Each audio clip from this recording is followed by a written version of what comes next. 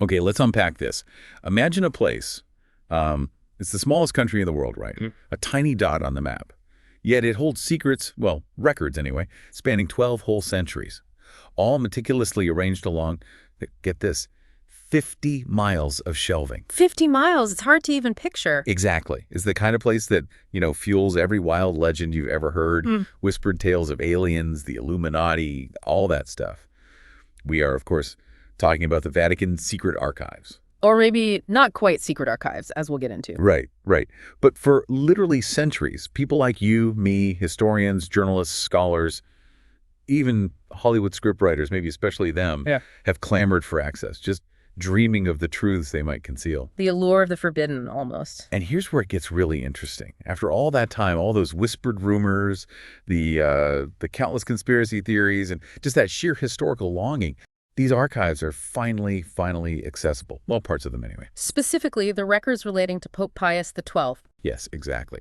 As of March 2nd, 2020, files relating to his controversial wartime papacy were officially released into the public domain. So our mission today is to dive into these vast records, or at least talk about what people think is in them, maybe peel back some layers of myth and fact, and try to uncover what's truly hiding within those dusty files. Or perhaps what's not hiding. Good point.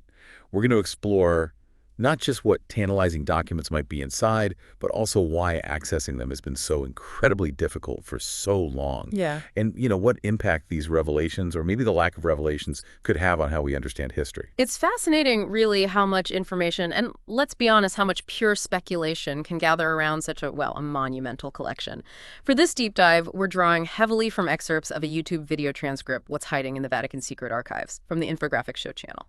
And it gives us a fantastic starting point, a way to explore not just the alleged contents and the actual contents we know about, but also the very nature of secrets, access, historical gatekeeping, especially with an institution as old and globally influential as the Vatican. And speaking of secrets, let's start right there, with maybe the most surprising revelation about these archives, something that kind of challenges the whole idea of them being secret in the first place. Or at least what we mean by secret today. Exactly, what we understand secret to mean. It's precisely this kind of linguistic nuance that can really shape public perception, can't it? Totally. So the archives are officially known as Archivum Secretum Apostolicum Vaticanum. Now, that word secretum in Latin, which is the original language here, it doesn't actually mean secret. Like we think of it hidden, concealed, classified. Like MI6 files or something. No. Its true meaning is much closer to personal or private. It implies these documents belong directly to the Pope himself. They're under his immediate personal custody, rather than being, say, public records of the Holy See. Ah, okay. So less like a hidden vault. And more like the Pope's private study, his personal papers, his sensitive correspondence, just a really, really big study. So the name itself is almost a historical red herring, isn't it? You could say that, yeah. It's not secret, as in top secret documents the Pope is hiding from the world, but more like private, as in this is the Pope's personal collection, his own massive, historically significant private library. Pretty much. That's a huge distinction. It completely reframes how we should think about these archives right from the start. It does. It shifts the perspective from, some clandestine vault full of conspiracies. Which is what everyone thinks. Right, to a personal repository, albeit one holding immense power and knowledge. And if we connect this to the bigger picture, it really highlights how language evolves, doesn't it? How a literal translation, taken out of its original context, centuries later, can shape public perception and fuel these huge narratives. Yeah. The original intent was probably just administrative or proprietary, belongs to the Pope. But despite that linguistic nuance, the practical reality of access, or really the stark lack of access for centuries, meant that these archives truly were secret to the general public, effectively secret. So the distinction between personal property and you can't see it just blurred over time. Exactly. It blurred beyond recognition for most people, and that led to centuries of mystique, endless speculation, the whole Dan Brown phenomenon, you could argue. And, okay, regardless of what you call them, private, secret, whatever the sheer scale of this collection is, just mind-boggling. Oh, absolutely. We're talking about records that span 12 centuries of human history. Just think about that for a second. Documents, artifacts, going back to the 9th century. Yeah. charting the course of the Catholic Church, European monarchies, global events, the lives of countless influential figures. And they're housed along 50 miles of shelves. 50 miles. It's almost impossible to visualize. It really is. That's not just a few dusty boxes in an attic. It's an entire labyrinth of historical documents. To put that 50 miles in perspective. What? What is that? Like driving from D.C. to Baltimore. Roughly, yeah. Or, as the source mentions, the length of over 80 football fields. End to end, all packed with paper. 80 football fields of paper. Wow. And that sheer volume, that's a critical point too. Even if the official name means private rather than secret, the practical challenge of navigating 12 centuries of history across 50 miles of shelves, well, it makes it virtually inaccessible for any kind of casual look, doesn't it? No kidding. It's not something you just browse through on a Sunday afternoon hoping to stumble on some hidden truth. Definitely not. This immense volume implies not just the richness of the historical record, but also the inherent difficulty, maybe even the near impossibility, of quick, comprehensive exploration.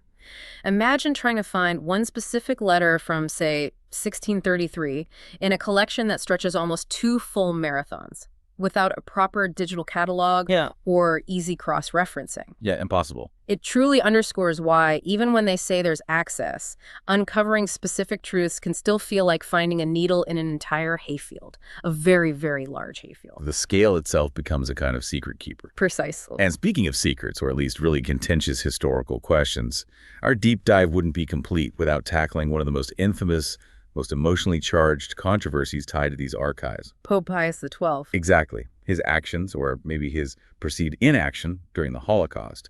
This is where history, morality, authority, it all collides. It's a heavy topic. It really is. And here's where it gets really interesting, but also incredibly somber. Picture yourself in Rome, 1939. You're standing in Vatican City, this tiny, independent, sovereign state, right? But its walls, they don't offer much comfort from the terrifying reality unfolding just outside. Mussolini's Italy. Yeah. Benito Mussolini's fascist regime is consolidating power across Italy, building this cult of personality, ruthlessly persecuting minorities, trying to rebuild a new Roman Empire through aggression. And yet, ironically, he's just signed the Lateran Treaty with the Vatican. Right. Recognizing Vatican City's independence, which is a huge diplomatic win for the Holy City, giving it this unique status. While simultaneously, these immense, dark changes are sweeping across the whole continent, Adolf Hitler has risen in Germany. Inspired by Mussolini. Inspired by Mussolini establishing his own totalitarian dictatorship, he's just invaded Poland, which immediately leads to the brutal persecution of Polish Jews. The shadow of war is just creeping closer and closer. The atmosphere across Europe is desperate, you can imagine. Communities torn apart. And then, a few years later, October 1943, that terror spreads right to the Vatican's doorstep, literally. The roundup in Rome. Jews are being rounded up from their homes in Rome itself, right outside the Vatican's gates. They're held nearby, steps away from the Holy See, and they're doomed to be sent to Auschwitz. A terrifying situation. People looking for any hope. And there was a potential source of hope, wasn't there? Pope Pius XII. He became Pope in 1939, just as Europe plunged into war. And this raises that critical question. What role could such a figure with such immense moral, political authority, what could he have played in this crisis? He commanded global respect, influence, a spiritual leader to billions. And head of a sovereign nation, Vatican City, giving him that unique diplomatic standing. The expectation, the hope, really was that he, of all people, would protect those in danger, especially given the Church's teachings, tolerance, loving thy neighbor. Right. Many believed he could sway public opinion, maybe even reason with Hitler directly, or at least publicly condemn the Nazi atrocities. Or just privately ask for the Jews held right there nearby to be spared. Exactly. Or order their release. The moral stakes just couldn't have been higher. Instead, the sources tell us he did and said nothing. Publicly nothing. Publicly nothing. The Vatican City had declared official neutrality in World War II, which, okay, maybe that makes sense. Tiny population, risk of bombing St. Peter's. Understandable perhaps from a purely pragmatic viewpoint. But neutrality in war is one thing. Silence in the face of genocide, that's something else entirely. It is. And this profound public silence from such a powerful figure amid such atrocities, it's a moment in history that truly, truly divides opinion, even today. that silence just echoes. And it's precisely this division that fascinates historians. How can such wildly contrasting opinions exist about his actions? Yeah. On one hand, you have many who vehemently condemn him. They see his public silence, his apparent inaction, as a form of complicity. That by saying nothing, he allowed it to happen or didn't try to stop it. Right. Arguing he failed to use his immense moral authority when it mattered most. And this view is fueled by that stark contrast between his global standing and the horrors unfolding. They also point to the unsettling fact that even after the war, he maintained his silence on the treatment of Jews. And the rat lines. And even more damningly for critics, the reports that he helped fascist war criminals escape Europe through the so-called rat lines. Which makes the sainthood case pretty difficult to swallow for many. For critics, yes. It paints a picture of, at best, a deeply flawed moral compass, or at worst, active collaboration. If the goal was protecting the Vatican City itself, that's one argument, but turning a blind eye, allegedly helping the perpetrators, it's hard to reconcile. Indeed. Yet, on the other hand, you have a fervent group of defenders. They believe he was innocent of these accusations, that he carried out his duties effectively under impossible circumstances. And that he should be made a saint. Exactly. Their arguments often suggest he was terrified of causing more harm than good. Like, a public condemnation might provoke Hitler into even worse reprisals against Catholics, or against the Jews themselves. That's the argument. That his silence was a strategic, maybe tragic form of protection, a desperate gamble that quiet back-channel diplomacy would save more lives than public outrage. They suggest he was working covertly, helping people without making grand public statements. What the problem is? The problem is the lack of cold, hard proof either way. That's the conundrum. We know he didn't speak out publicly, but the why? That remains deeply contested. Shrouded in mystery. Nobody truly knows what directives were issued behind closed doors, what his real motives were, or the full extent of any deals or accommodations made with Mussolini or Hitler. It's this profound historical wound, isn't it? And the newly accessible archives were supposed to help heal it. Hopes were high, definitely, but the path to that healing is proving, well, far from simple, raising more questions perhaps than answers so far. Which brings us right back to this fundamental question of access itself. If select scholars had some access since 1881, why on earth are we still debating World War II nearly a century later? Yeah, it seems counterintuitive. It really does. It sounds like trying to find that needle in a haystack, blindfolded with one hand tied behind your back. The idea that opening the archives now would just instantly reveal everything. Yeah. That must be tempered by how things worked before, right? That's a crucial insight, absolutely. The problem wasn't just the existence of secrets, but the deliberate design of the access system before 2020. Okay. While it's true, as the source says, the most serious of scholars got some access way back in 1881, that access was incredibly restrictive, like unbelievably so. How restricted? It wasn't about open discovery. It was about highly targeted retrieval. Scholars were limited to requesting only 3 documents per day. 3 documents out of 50 miles of shelves. Exactly. You literally could not just browse. You had to know precisely what you were looking for, the exact document number, the specific collection. And on top of that, everything was in Italian or Latin, which, immediately creates a huge barrier for most researchers worldwide. Yes, correct. So this setup fundamentally limits your ability to connect the dots, right? To stumble upon unexpected revelations or piece together a bigger picture from scattered fragments across different collections, different time periods. It raises that vital question. How does that kind of information gatekeeping influence history itself?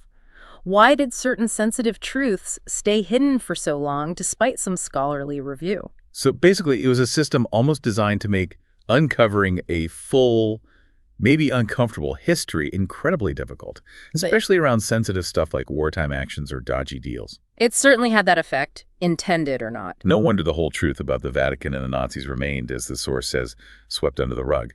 Though you mentioned some cracks did appear. A historian found something about Mussolini. Yes, and that was a truly significant breakthrough, especially given those restrictions. One historian, through incredibly painstaking effort, managed to uncover evidence that Pope Pius XI, that's Pius XII's predecessor, and Mussolini had made specific deals to protect the church's interests and assets in Italy. Okay, and in return? In return for the Pope's silence regarding Mussolini's growing anti-Semitism. Wow, okay, that's huge. It was a critical piece of the puzzle. It revealed this transactional relationship, which definitely impacts how we view the Vatican's pragmatic, maybe morally ambiguous stance leading up to the war.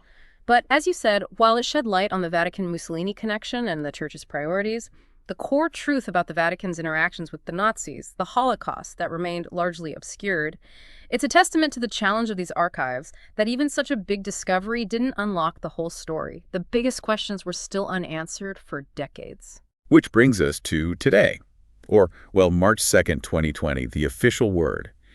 Access to Pius XII's wartime files, and maybe the broader archives, is now available to anyone. Sounds great on paper. It sounds like a game changer. But reading between the lines, and definitely from our source, it's not quite like walking into your local library, is it? Not even close. You still need Latin or Italian. You still need to know exactly what you're looking for. You're still limited to 3 documents a day. Still 3 a day? It still sounds like this insane intellectual marathon that most people just aren't equipped to run. It absolutely does. And if we connect this to the bigger picture, it just underscores that huge difference between nominal access, saying it's open, and meaningful access. Right.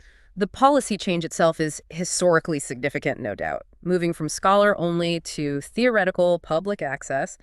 But the practical barriers, they remain formidable. They create this de facto wall for almost everyone except the most dedicated, academically trained researchers. The language, the 3-doc limit, the organization. Yeah, the language barrier, the daily limits, and the utterly confusing, almost labyrinthine categorization system. The source explicitly says there's no digital system telling you, letters between the Pope and Mussolini are in section B12. No Google search for the Vatican Archives. Definitely not. Imagine trying to find something specific among millions of texts spread across those 50 miles without a comprehensive, searchable digital index. It's not just an archivist's nightmare, it's an intellectual Everest for a researcher. And then there's the really unsettling possibility that some of the most crucial documents might not even be there anymore. That's the other shoe waiting to drop, potentially. The source mentions maybe important texts are stashed away in other archives, like Jesuit archives or Vicariate archives, separate places. Well, collections outside the main secret archives. Or maybe worse, that some critical papers have just mysteriously disappeared over the centuries, gone forever. So even with the doors technically open, we shouldn't hold our breath for that tell-all documentary by next month. This is going to take decades if it ever fully happens. Precisely. The sheer volume and the organizational chaos are huge barriers by themselves, even without factoring in that unsettling idea that key documents might not be in these archives or, are just gone. It suggests that even if scholars spend years, decades sifting through everything, there's no guarantee the full picture can ever be reconstructed. Wow.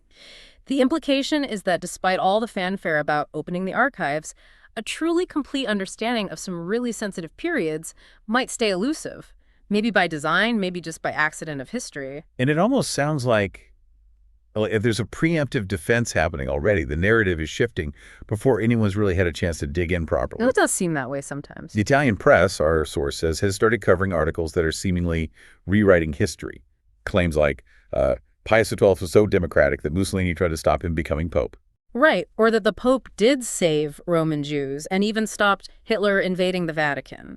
But the source notes these claims are notably vague, like lacking specific evidence from the newly opened files. And this raises that important question about how powerful institutions manage their history, especially when facing new transparency, right? Yeah. The proactive spreading of revisions or clarifications, especially vague ones without solid proof.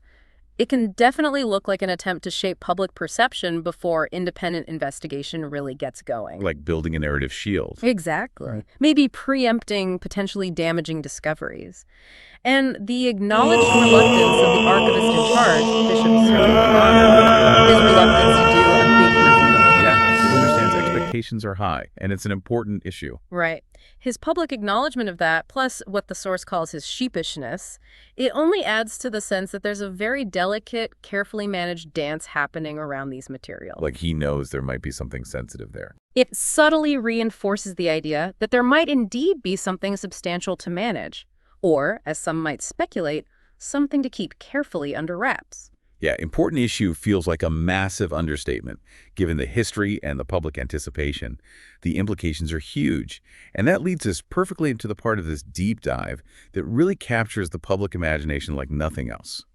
The wildest speculations, the craziest rumors about what else might be lurking in those 50 miles of shelves, far beyond just papal politics. This is where it gets fun, in a way. Okay, let's unpack this.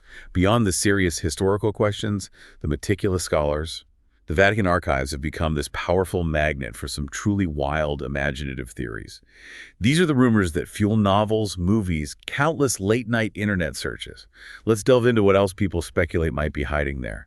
We're moving now from the factual and contentious into the realm of the truly fantastical. What's fascinating here is just the sheer breadth of human imagination when faced with a place synonymous with ancient secrets and hidden power, isn't it? It's a testament to how gaps in information, plus this fertile ground of historical intrigue, can give rise to extraordinary theories. So first up, magical texts. Magical texts. While the source notes this is probably unverifiable, the rumor itself is incredibly compelling that the Vatican Secret Archives hold the Grand Grimoire. The Grand Grimoire. Yeah. What is that exactly? It sounds ominous. It's supposedly a book containing explicit instructions for summoning Satan and making a pact with the devil himself. You heard that right, instructions for summoning Satan.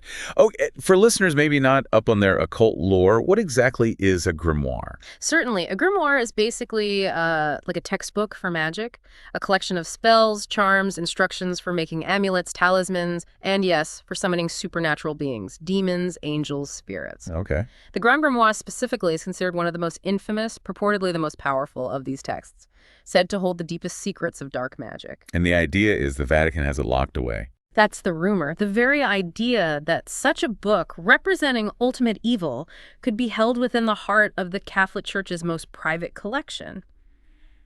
It's a stark illustration of the paradox in these rumors, isn't it? It speaks to a belief that the Church, in its vast knowledge, holds not just the divine secrets, but potentially the darkest ones, too. Okay, so from ultimate evil to maybe the ultimate divine good, and potentially the most profoundly impactful revelation imaginable. Jesus Christ himself. Right.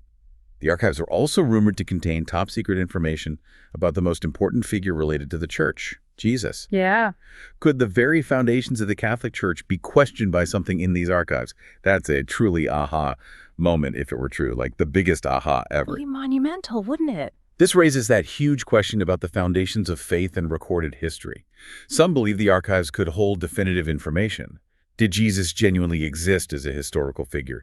Did he perform the miracles? Does he have living descendants? Or the opposite. Or, even more scandalously, did he not exist at all? Was the story entirely fabricated? Wow. There's even a specific rumor about secret letters between St. Paul and Emperor Nero discussing this very topic. St. Paul and Nero.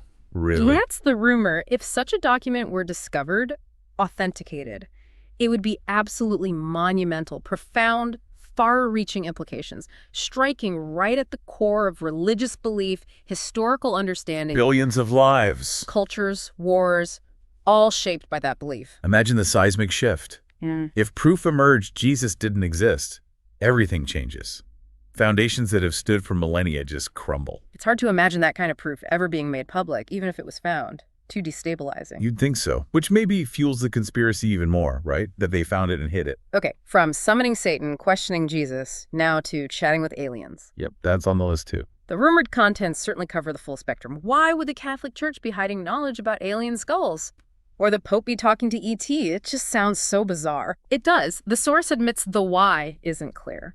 But conspiracy theorists often argue that the Church, with its ancient wisdom, its global reach, its history of collecting knowledge, maybe they encountered something long before modern governments did. Okay, I guess I can see the twisted logic there. It's a prime example of how any vast secret archive becomes a blank canvas for the wildest theories. The unknown just invites incredible possibilities. And speaking of persistent mysteries, another secret the archives are rumored to hold the key to, the third secret of Fatima. Ah, Fatima, yes. Many listeners will know the story. 1917, 3 Portuguese children, visions of the Virgin Mary, 3 secrets. The third one was the tricky one. Sealed away, to be opened in 1960. Right. One of the children hesitated to reveal it, sealed it away. Pope John Paul II did release what the Vatican said was the secret back in 2000. Describing a vision of a bishop in white being shot, interpreted as predicting the assassination attempt on John Paul II himself. But A lot of people don't buy it. They don't think that was the real secret or the full secret. This is just a classic example, isn't it?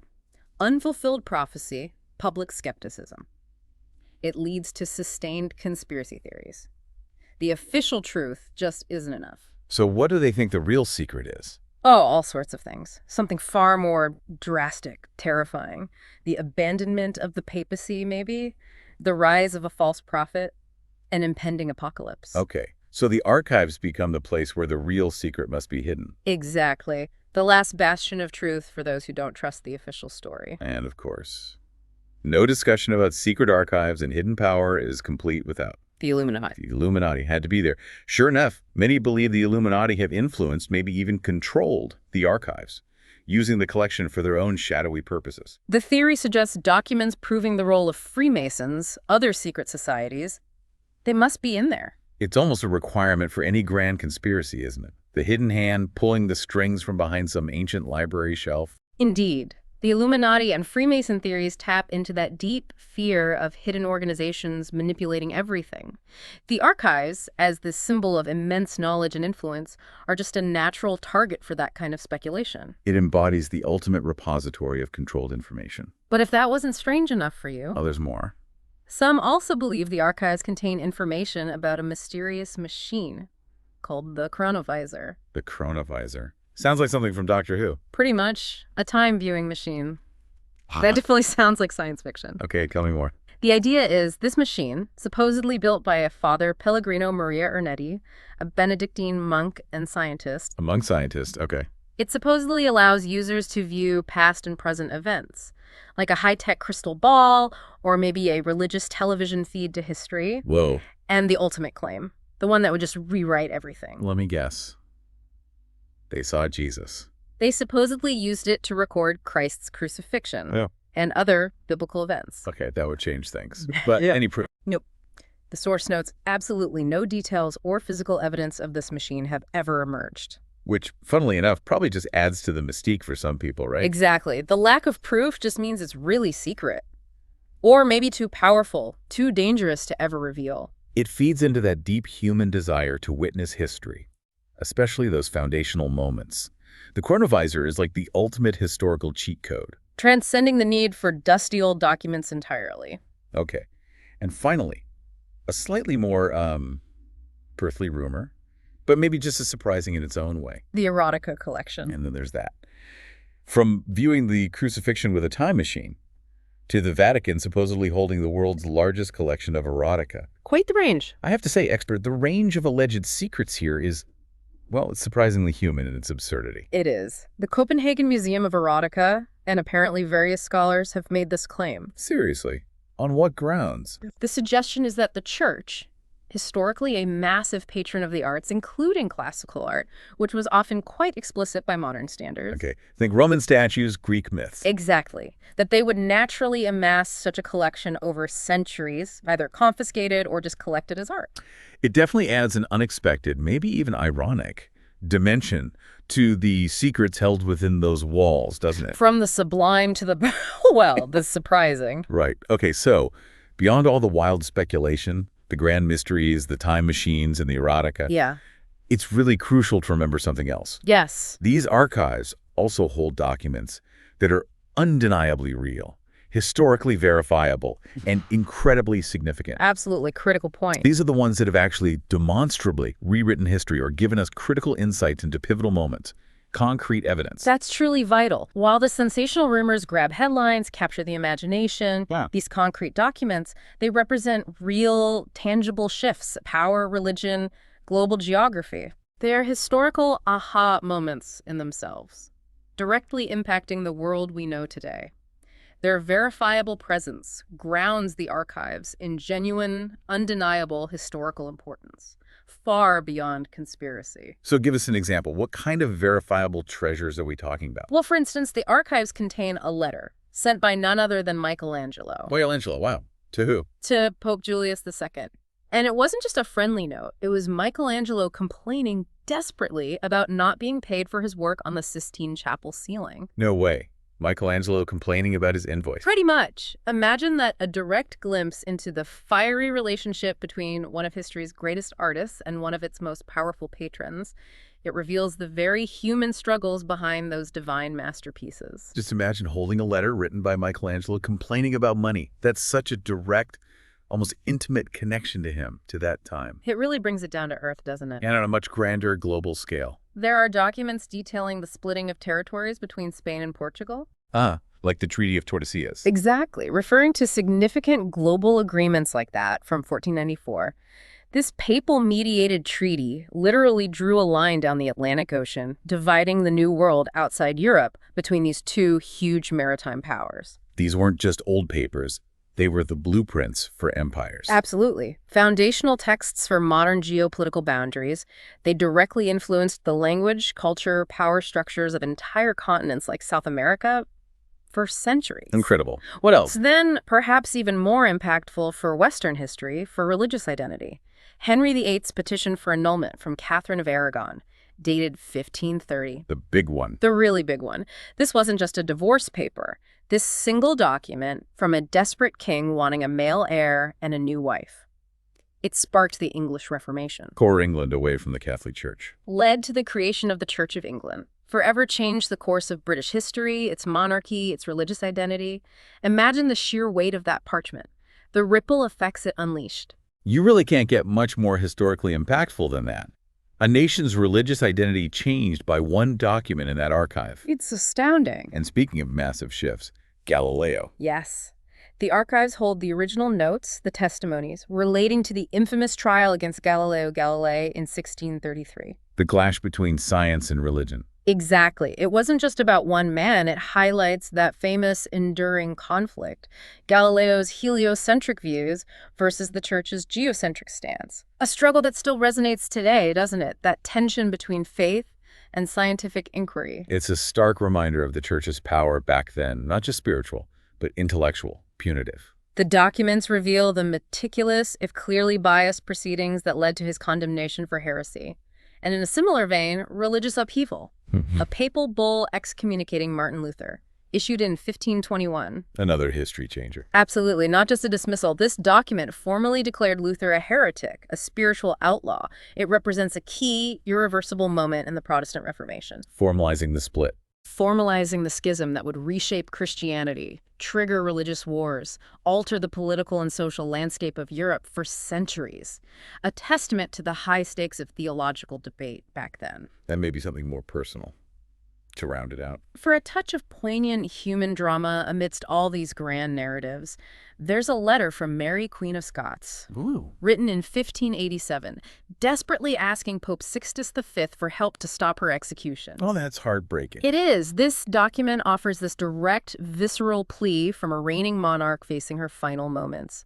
It illustrates the brutal politics, the ruthless power struggles, the profound personal tragedies of the era. It really brings history to life, doesn't it?